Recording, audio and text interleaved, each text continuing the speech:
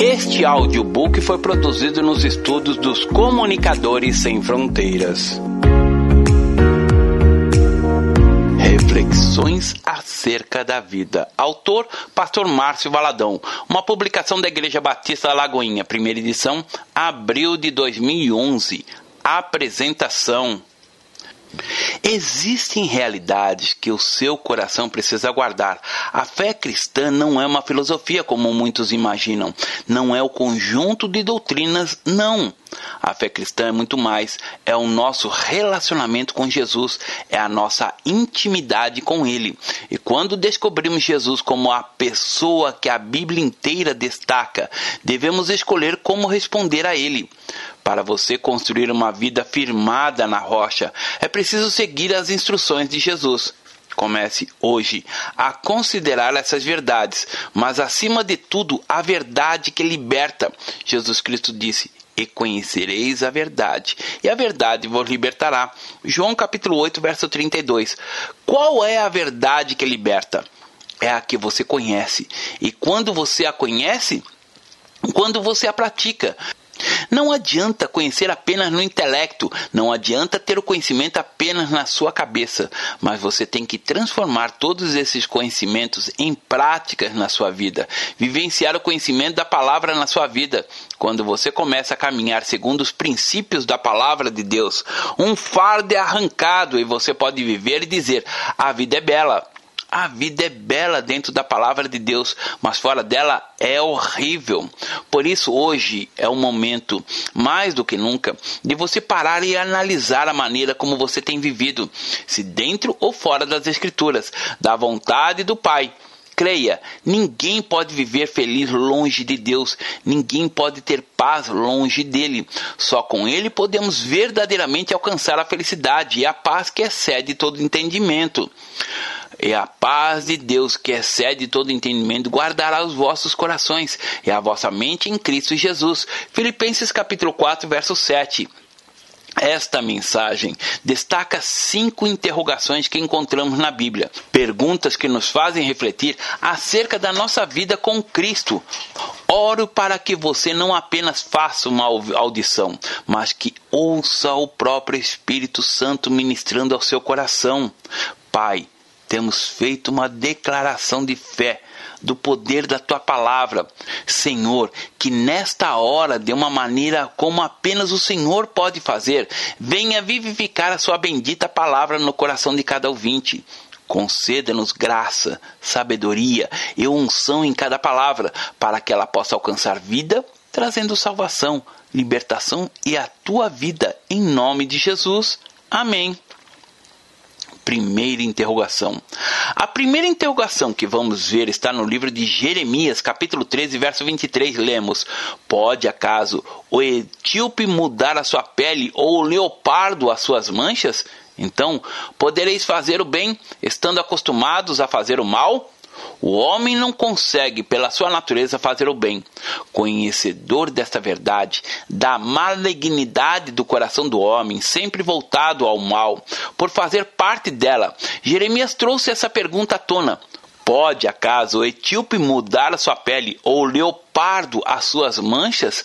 Ao olharmos para o leopardo, vemos as manchas em sua pele. Já para o etíope, vemos a cor da sua pele. Em nenhum desses casos é possível mudar a aparência, tanto as manchas do leopardo quanto a cor escura do etíope. Por mais que eles queiram ou tentem, não é possível. E essas perguntas estão aí para nos fazer refletir sobre essa realidade. Então, podereis fazer o bem, estando acostumado a fazer o mal.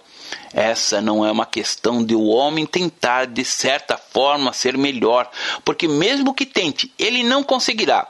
O governo tem tentado, mas não consegue. Exemplo disso é o que acontece no sistema prisional. A pessoa pode ficar anos aprisionada, mas ao ganhar a liberdade, volta a cometer as mesmas atrocidades ou até mesmo piores.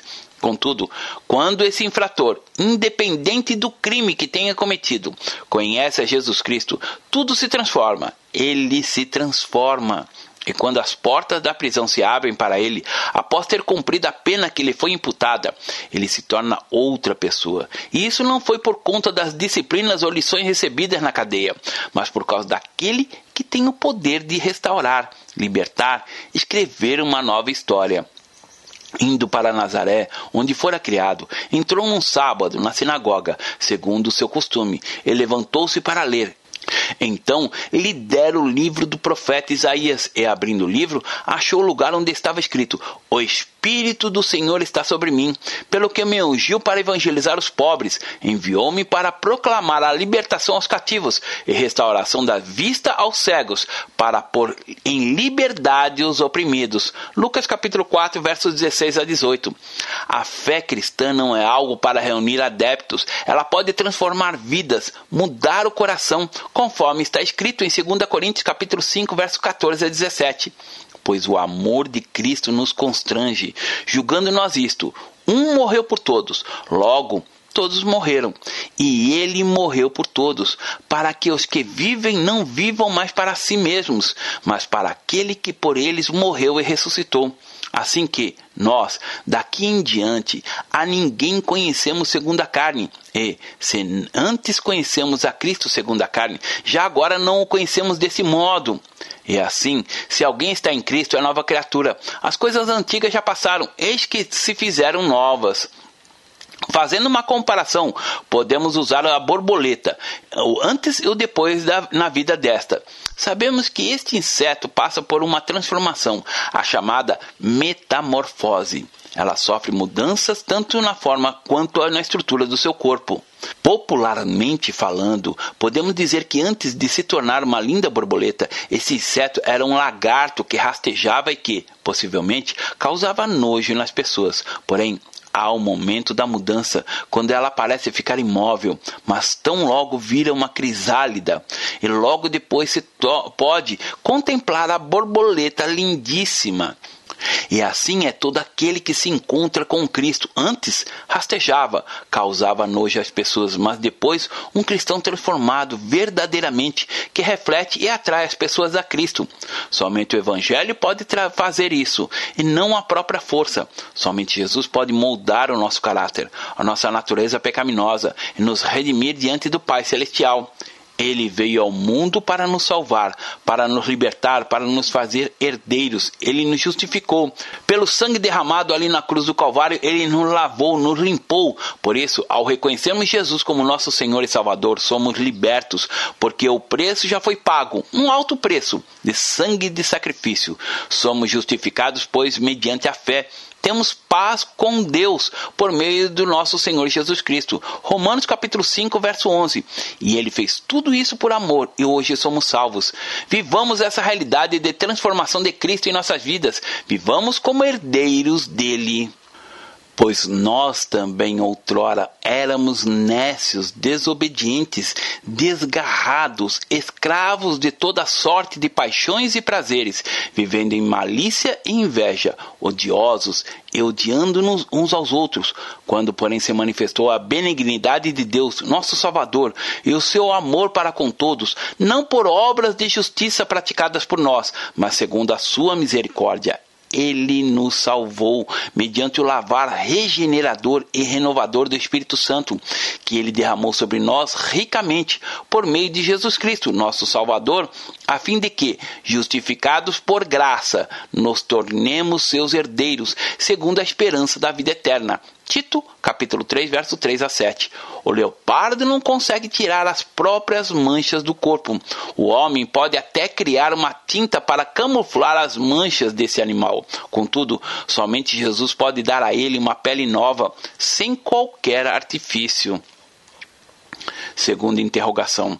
A segunda interrogação que vamos ver está em Marcos capítulo 8, versículos 36 e 37. Que aproveita o homem ganhar o mundo inteiro e perder a sua alma? Que daria um homem em troca da sua alma? Algo que todos precisam saber é que a nossa vida não termina quando morremos. Ela não tem um ponto final. Existem 3 realidades que fazem parte da nossa natureza.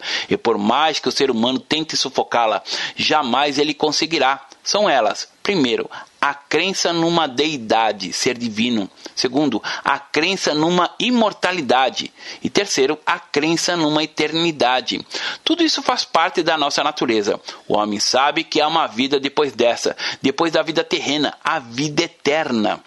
A eternidade, segundo o dicionário Wise, é característica, atributo, qualidade do que não tem início ou fim, duração que não tem começo nem fim, que prescinde de qualquer determinação cronológica, duração que tem começo, mas não tem fim, sobretudo no contexto religioso. Após o nascimento, todos devem preparar-se para o período após a morte. A vida eterna não tem fim. Por isso, Jesus Cristo perguntou do que valeria o homem ganhar o mundo inteiro e perder a sua alma. Essa reflexão e certeza nos mostram que todo esforço do homem em conseguir fama, dinheiro, riqueza será em vão, pois tudo acabará aqui. Não há motivos para desejar a vida daqueles tidos como famosos, glamourosos, pois tudo isso é efêmero demais. O que adianta ganhar as capas das revistas, os destaques nos programas de TV, o nome na coluna social e perder a sua alma? O que adianta fazer conchavos, tramóias, acordos ilícitos para faturar dinheiro e perder a alma? Essas perguntas precisam estar intrínsecas em nós para que não venhamos fazer nada em troca da nossa alma. Um confronto. Foi isso que Jesus fez ao fazer a pergunta de Marcos capítulo 8, versos 36 e 37. O mundo tem se corrompido a cada instante. Por isso, o Senhor alertou que qualquer que, nesta geração adúltera e pecadora, se envergonhar de mim e das minhas palavras, também o Filho do Homem se envergonhará dele, quando vier na glória de seu Pai com os santos anjos. Marcos capítulo 8, verso 38. Pessoas têm feito de tudo para conseguir poder e riqueza. E isso implica em muitas ações: trocar os momentos de lazer com a família pelo trabalho, transferir a educação dos filhos para a internet e TV, substituir gestos de carinho por mimos materiais. Alexandre III da Macedônia, dito como o Grande, conquistou um império que ia dos Balcãs à Índia, incluindo também o Egito e a Báctria, aproximadamente o atual Afeganistão. Esse império é o maior e mais rico que já tinha existido. Fonte da Wikipédia. Conta-se que Alexandre, ao contemplar todas as conquistas, chorava porque não havia nada mais para conquistar. Esse homem conquistou muito, tudo aquilo que desejou, porém nada do que conquistou pode ser levado com ele. Alexandre morreu ainda jovem, aos 32 anos, e seu império não sobreviveu à sua morte. Outro fato que vale contar para nos fazer refletir sobre o que realmente tem valor é a maneira de os alfaiates nos Estados Unidos fazem ternos para os homens que morrem.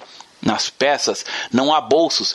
Isso faz sentido, pois para que bolso na calça ou no paletó se nada o defunto irá levar?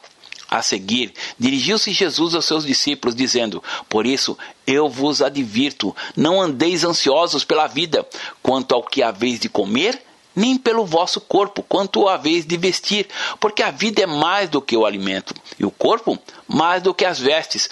Observar os corvos, os quais não semeiam, nem ceifam, não têm despensa nem celeiros, todavia Deus os sustenta.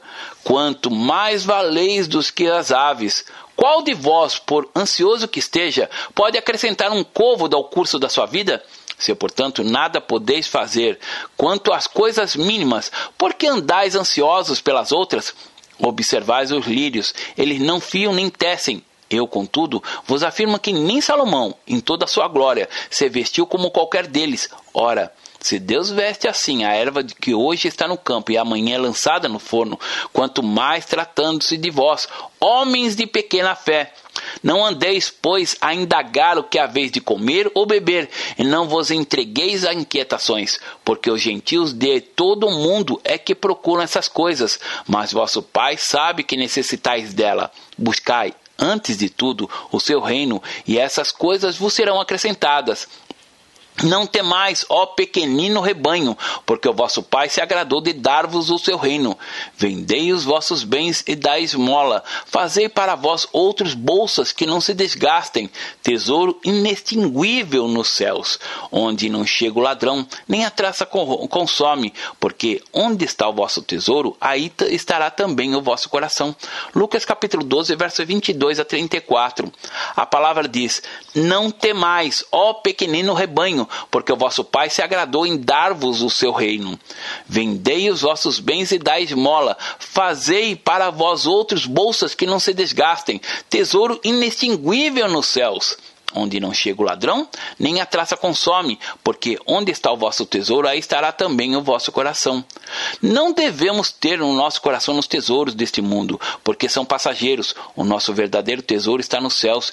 Que o nosso coração esteja no Senhor Jesus, no seu imenso amor por nós, para que possamos amá-lo acima de qualquer riqueza deste mundo, acima de todas as coisas, pois Ele é o verdadeiro tesouro. Querido ouvinte, o bem maior que possuímos não está nessa terra. Desta nada levaremos. Então, para que tanto esforço em vão? Viva aqui, faça o que é preciso, mas tenha o seu coração nas coisas lá do alto. Terceira interrogação. Em Tiago, capítulo 4, verso 14, lemos: vós não sabeis o que sucederá amanhã. Que é a vossa vida? Sois apenas como neblina que aparece por instante e logo se dissipa. Que é a vossa vida? Não há um ponto final para as respostas a essa pergunta. Estas não têm um fim em si mesmo. Por que você vive? Eu vivo porque vivo.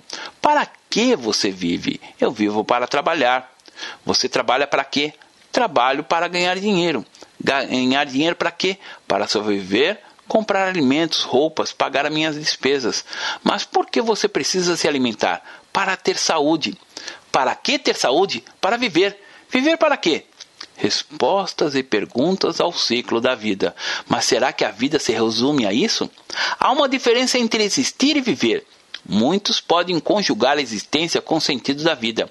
No Evangelho de João, capítulo 10, verso 10, Jesus disse que ele veio para que tivéssemos vida, e vida em abundante. Contudo, nossa vida é como a neblina que aparece por um instante e logo se dissipa. Esse instante pode ser 100 ou 20 anos. Você pode errar em muitas coisas. Pode até dizer que 2 mais 2 é igual a 3. Isso não mudará muito. Mas se você errar no sentido da vida, aí sim, nada fará sentido. A vida é bela quando se tem Jesus. Mas quando não se tem, ela se torna um horror. Sem motivo, e por causa disso muitos desistem dela, da vida, perdem a vontade de viver. As tribulações, angústias, dores e decepções tornam-se um fardo sem Cristo. Mas com Ele podemos colocar tudo isso em suas mãos, pois foi Ele mesmo quem nos disse: vinde a mim, todos que estáis cansados e sobrecarregados, e eu vos aliviarei. Tomai sobre vós o meu jugo, e aprendei de mim, porque sou manso e humilde de coração, e achareis descanso para a vossa alma, porque o meu jugo é suave e o meu fardo é leve. Mateus capítulo 11, verso 28 a 30. Jesus é o nosso exemplo a ser seguido. Ele tem uma vida reta, irrepreensível, ele é puro, perfeito, justo, verdadeiro. E muito mais que o Senhor Jesus é. Ele veio ao mundo e viveu as nossas aflições, como ele mesmo disse: essas coisas vos tenho dito para que tenhais paz em mim. No mundo passais por aflições, mas tende bom ânimo, eu venci o mundo. João capítulo 16, verso 33. Tenha paz naquele que nos deixou a paz. Deixe-vos a paz, a minha paz vos dou. Não vos dou como o mundo a dá. Não se turbe o vosso coração, nem se atemorize. João capítulo 14, verso 27. Quarta interrogação. A quarta pergunta que a palavra de Deus apresenta está em Hebreus capítulo 2, verso 3. Nesse texto há um grito, um clamor que diz assim: como escaparemos nós se negligenciarmos tão grande salvação, a qual, tendo sido anunciada inicialmente pelo Senhor, foi-nos depois confirmada pelos que a ouviram? Jesus Cristo não veio para fundar uma igreja ou ser conhecido como um exímio mestre. Jesus veio para salvar. Ele veio buscar e salvar o perdido. Lucas capítulo 19, verso 10. Ele veio para os doentes. E sucedeu que, estando ele em casa, à mesa, muitos publicanos e pecadores vieram e tomaram lugar com Jesus e seus discípulos. Ora, vendo isto, os fariseus perguntavam aos discípulos: por que come o vosso mestre com os publicanos e pecadores? Mas Jesus, ouvindo, disse: os sãos não precisam de médico, e sim os doentes. Ide, porém, e aprendei o que significa misericórdia quero, e não holocaustos, pois não vim para chamar justos, e sim pecadores ao arrependimento. Mateus capítulo 9, verso 10 a 13. Não existe outro meio de salvação. Não existe outra maneira de a pessoa ser salva a não ser através de Jesus. Ninguém pode negligenciar isso. Como escaparemos nós se negligenciarmos tão grande salvação? Em João capítulo 14, verso 6, Jesus disse: eu sou o caminho, e a verdade e a vida. Ninguém vê ao Pai senão por mim. Negligenciar é desprezar. É uma forma de dizer que não aceita o presente que Jesus está dando. E aquele que despreza não escapará, conforme dito na palavra. Sem Jesus não há salvação, e sem ele a condenação é certa, conforme escrito está em Provérbios capítulo 19, verso 16. O que guarda os mandamentos guarda a sua alma, mas o que despreza os seus caminhos, esse morre. No nosso país, Brasil, temos a liberdade de falar de Jesus. Não há nenhuma proibição quanto à proclamação do Evangelho. Por isso, ele tem sido espalhado como nunca antes. Contudo, muitas são as pessoas que ainda não se renderam aos pés de Jesus Cristo. Ouvem, mas não aceitam a verdade. Continuam indiferentes ao Senhor. Acreditam em tudo, menos que precisam de Jesus, pois sem ele a condenação é certa. A salvação não é a nossa ida para o inferno. É muito mais que isso. Começamos a vivê-la aqui na terra. Começamos a vivê-la ao sermos libertos das garras do diabo, das enfermidades, do pecado, das maldições, do medo, da ansiedade. Ou seja, vivemos a salvação em todas as áreas da nossa vida, a partir do momento que nos entregamos ao Senhor da salvação, Jesus Cristo, Rei dos Reis, Senhor dos Senhores. Acerca da vida eterna, Jesus disse: e a vida eterna é esta, que conheçam a ti, o único Deus verdadeiro, e a Jesus Cristo, a quem enviastes. João capítulo 17, verso 3. Somos abençoados com a gloriosa graça salvadora de Jesus Cristo. Portanto, a graça de Deus se manifestou salvadora a todos os homens, educando-nos para que, renegadas a impiedade e as paixões mundanas, vivamos no presente século, sensata, justa e piedosamente, aguardando a bendita esperança e a manifestação da glória do nosso grande Deus e Salvador de Cristo Jesus, o qual a si mesmo se deu por nós, a fim de redimir-nos de toda iniquidade e purificar para si mesmo um povo exclusivamente seu, zeloso de boas obras. Dize essas coisas, exorta e repreende também com toda a autoridade. Ninguém te despreze. Tito, capítulo 2, verso 11 a 15. Quinta interrogação. A última pergunta foi feita por um homem que estava numa posição de rei. Este foi Pilatos. Jesus Cristo havia sido traído por um dos seus discípulos, Judas Iscariotes. Essa traição levou à cruz, mas antes da crucificação, Cristo foi amarrado e levado até Pilatos, que era o governador. Apesar de saber que Jesus era inocente, que não havia cometido nenhum crime, ele não libertou o Senhor. Pilatos teve a oportunidade de não se envolver com o sangue do justo. Até sua esposa o aconselhou, mas ele escolheu o pior caminho, conforme o texto sagrado. Jesus estava em pé entre o governador e este o interrogou dizendo: és tu o rei dos judeus? Respondeu-lhe Jesus: tu o dizes. E sendo acusado pelos principais sacerdotes e pelos anciões, nada respondeu. Então lhe perguntou Pilatos: não ouves quantas acusações te fazem? Jesus não respondeu nenhuma palavra, vindo com isso admirar-se grandemente o governador. Ora, por ocasião da festa, costumava o governador soltar ao povo um dos presos, conforme ele quisessem. Naquela ocasião, tinham eles um preso muito conhecido chamado Barrabás. Estando, pois, o povo reunido, perguntou-lhe Pilatos: a quem quereis que eu vos solte? A Barrabás ou a Jesus chamado Cristo? Porque sabiam que, por inveja, o tinham entregado. E estando ele no tribunal, sua mulher mandou dizer: não te envolvas por esse seu respeito. Mas os principais sacerdotes e os anciões persuadiram o povo a que pedisse Barrabás e fizesse morrer Jesus. De novo perguntou-lhes o governador: qual dos dois quereis que eu vos solte? Responderam ele: Barrabás. Replicou-lhe Pilato: que farei então de Jesus chamado Cristo? Seja crucificado, responderam todos. Que mal fez ele? Perguntou Pilatos. Porém cada vez mais clamavam mais: seja crucificado. Vendo Pilatos que nada conseguia, antes, pelo contrário, aumentava o tumulto, mandavam vir água. Lavou as mãos perante o povo, dizendo: estou inocente do sangue deste justo. Fique o caso convosco. E o povo todo respondeu: caia sobre nós o seu sangue, sobre nossos filhos. Então Pilatos lhe soltou Barrabás, e após haver açoitado a Jesus, entregou-o para ser crucificado. Mateus capítulo 27, versos 11 a 26. Que farei então de Jesus chamado Cristo? Esta é a pergunta que Pilatos fez. Em resposta ao governador, o que o povo disse: seja crucificado. Mateus capítulo 27, versos 22 e 23. Mudando um pouco a pergunta, obviamente, se pudesse mudá-la, eu a faria da seguinte maneira: que farei então sem Jesus chamado Cristo? Pergunta que todo ser humano precisa fazer e responder, pois o que é a vida sem Jesus? A vida sem Jesus é nada. A vida sem Jesus não tem sabor. A vida sem Jesus não tem alegria. Sem Jesus nada podemos fazer. A vida sem Jesus não presta. Neste exato momento, milhões de pessoas estão adorando ao Senhor, mas um número expressivo está longe dele, enganado, acreditando que sem ele existe sentido, achando que lá fora eles vão encontrar um sentido para a vida. Jesus é a luz do mundo. Quem o segue não anda em trevas, pelo contrário, tem a luz da vida. João capítulo 8, verso 12. Agora, mudando um pouco mais a pergunta que Pilatos fez a Jesus, ouso fazê-la agora da seguinte forma: o que Jesus fará de mim?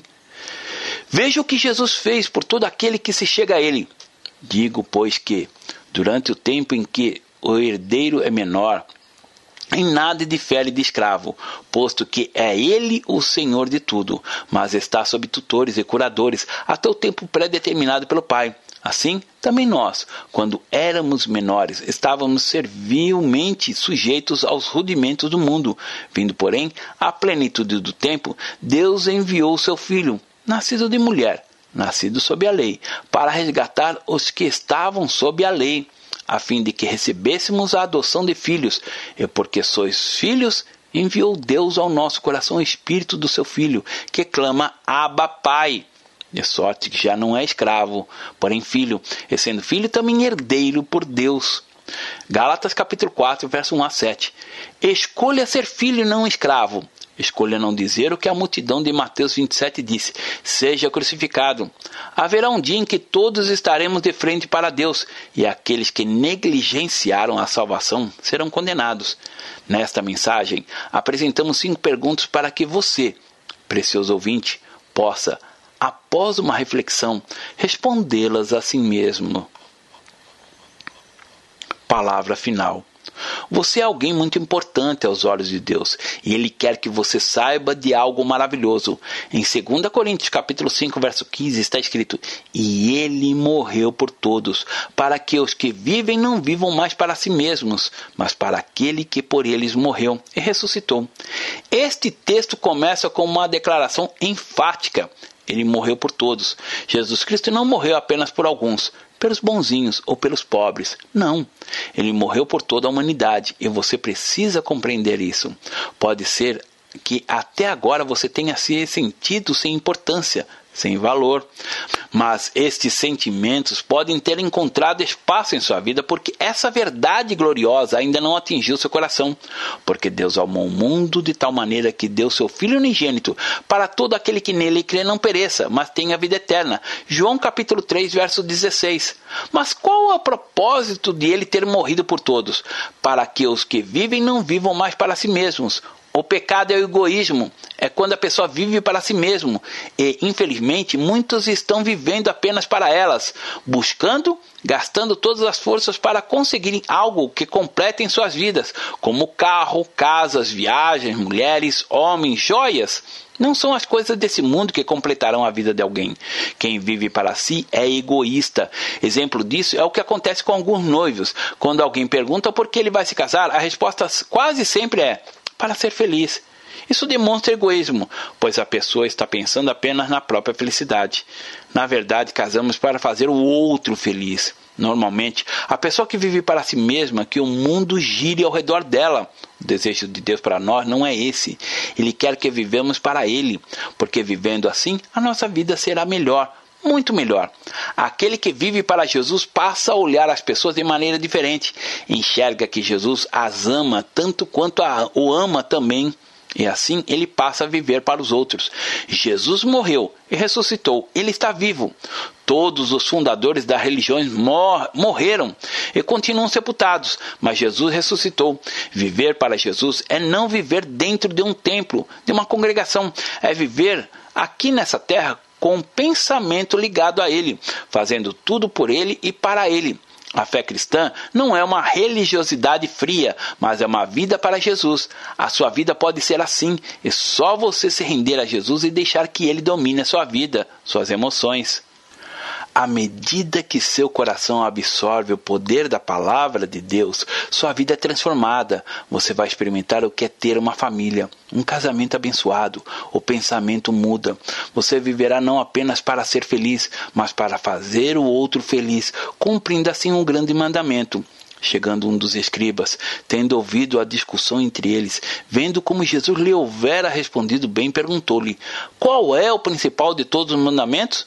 Respondeu Jesus: o principal é: ouve, Israel, o Senhor nosso Deus é o único Senhor. Amarás, pois, o Senhor teu Deus de todo o teu coração, de toda a tua alma e de todo o teu entendimento e de toda a tua força. O segundo é: amarás o teu próximo como a ti mesmo. Não há outro mandamento maior do que estes. Marcos, capítulo 12, verso 28 a 31. Deus abençoe. Pastor Márcio Valadão. Jesus te ama e quer você. Primeiro passo: Deus o ama e tem um plano maravilhoso para a sua vida. Porque Deus amou o mundo de tal maneira que deu seu Filho unigênito para todo aquele que nele crê não pereça, mas tenha vida eterna. João capítulo 3, verso 16. Segundo passo: o homem é pecador e está separado de Deus, pois todos pecaram e carecem da glória de Deus. Romanos capítulo 3, verso 23, parte B. Terceiro passo: Jesus é a resposta de Deus para o conflito do homem. Respondeu-lhe Jesus: eu sou o caminho e a verdade e a vida. Ninguém vem ao Pai senão por mim. João capítulo 14, verso 6. Quarto passo: é preciso receber a Jesus em nosso coração, mas a todos quanto receberam, deu-lhes o poder de serem feitos filhos de Deus, a saber, aos que crerem em seu nome. João capítulo 1, verso 12, parte A. Se com tua boca confessares Jesus como Senhor e, em teu coração, credes que Deus o ressuscitou dentre os mortos, será salvo. Porque com o coração se crê para a justiça e com a boca se confessa a respeito da salvação. Romanos capítulo 10, verso 9 e 10. Quinto passo: você gostaria de receber a Cristo em seu coração? Faça essa oração de decisão em voz alta. Senhor Jesus, eu preciso de Ti. Confesso-te o meu pecado de estar longe dos Teus caminhos. Abra a porta do meu coração e te recebo como meu único Salvador e Senhor. Te agradeço porque me aceita assim como eu sou e perdoa o meu pecado. Eu desejo estar sempre dentro dos teus planos para a minha vida. Amém? Sexto passo: procure uma igreja evangélica próxima à sua casa. Nós estamos reunidos na Igreja Batista da Lagoinha, Rua Manuel Macedo, 360, bairro São Cristóvão, Belo Horizonte, Minas Gerais. Nossa igreja está pronta para lhe acompanhar nesse momento tão importante da sua vida. Nossos principais cultos são realizados aos domingos. Ficaremos felizes com sua visita. Uma publicação da Igreja Batista da Lagoinha, Gerência de Comunicação, www.lagoinha.com.